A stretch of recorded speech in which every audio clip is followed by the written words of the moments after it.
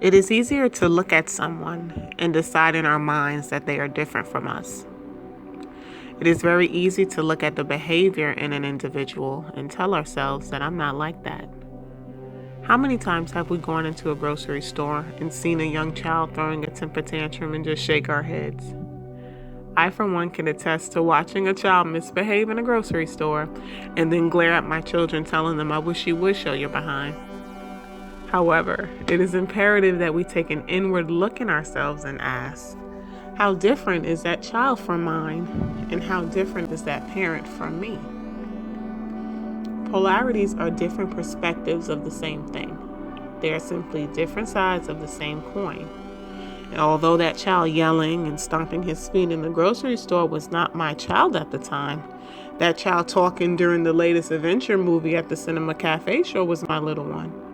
And I was none too pleased when one of the workers walked over to me and told me that someone complained about my child and then had the nerve to request that I please keep him quiet. Did he not see that I was trying to do just that? The worker never told me who it was that complained, and I doubt that they had any children of their own anyway. But for the first time, I realized that all of us really aren't all that different. Now, ignoring evil and separating ourselves from that which is us does not eradicate or solve the problem.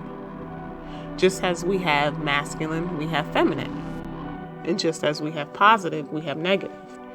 Therefore, just as we have righteousness, we have evil or unrighteousness. We deceive ourselves when we attempt to submerge one aspect of ourselves and pretend that it isn't there or that it doesn't exist.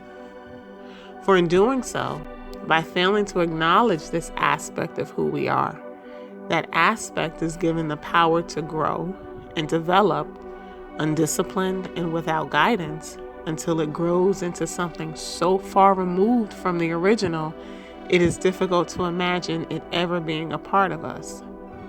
It becomes so defected that it becomes almost impossible to rein back in. A creator cannot create chaos and then cast it aside as if they never created it. And the chaos that a creator has initiated cannot simply be neglected. A mother cannot give birth to a child and then throw it away as if she never birthed it. For the child is she, you see, an aspect of herself. We are responsible and accountable for what it is that we create. The energy and thought forms we produce, we must guide. We must discipline. We must teach. We must train. We must bring it up in right action. We must maintain balance and homeostasis. When we fail to take accountability for that which we generate, similar to when a parent is neglectful in training a child in the way that he or she should go, it affects everything it encounters. It kills and it destroys. It brings down families and communities and nations because its growth has not been cultivated.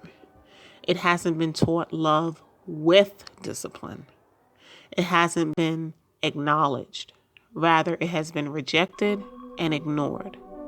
And because it has been rejected, it will come back for its creator, raging and angry, looking for blood, looking to kill, looking not only to find its parents, but its half-siblings, those who were not rejected, those who were not neglected. And once it has found its family who has rejected it, it works to oppress them, to rule over them, to hurt them as they have been hurt, to then reject them as they have been rejected. When a malignant cell is identified by diagnostic testing from a healthcare provider, aggressive treatment is sought in order to prevent the cancerous cell from spreading into the healthy cells. How often has radiation treatment been utilized to not only eliminate the malignant cells, but also the healthy cells? Yet even if treatment is not employed, the infected cell will destroy not only the cells that surround it, but organ systems as well, eventually destroying the body which houses it. All cells become affected, and at times sacrifice when the infected cell is not identified early. However, if we begin to direct our energy on the cause of this infected cell, such as the environment in which it has been raised, the food it ingests, and the state of mind of the person whom houses it, we can then safely change its course of dis-ease to ease. We can change sickness to health, imbalance to balance. For as stated before, they are two sides of the same coin. So when you know better, you do better. Ignoring the negative influence does not help. For to do so, it allows such influence to become stronger and destroy all in its path. Becoming negative yourself doesn't help either, for it just perpetuates the chaos.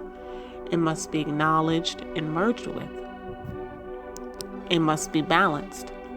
It must be continuously disciplined so that it can learn for its own ascension, so that it can experience itself just as we are consistently experiencing ourselves.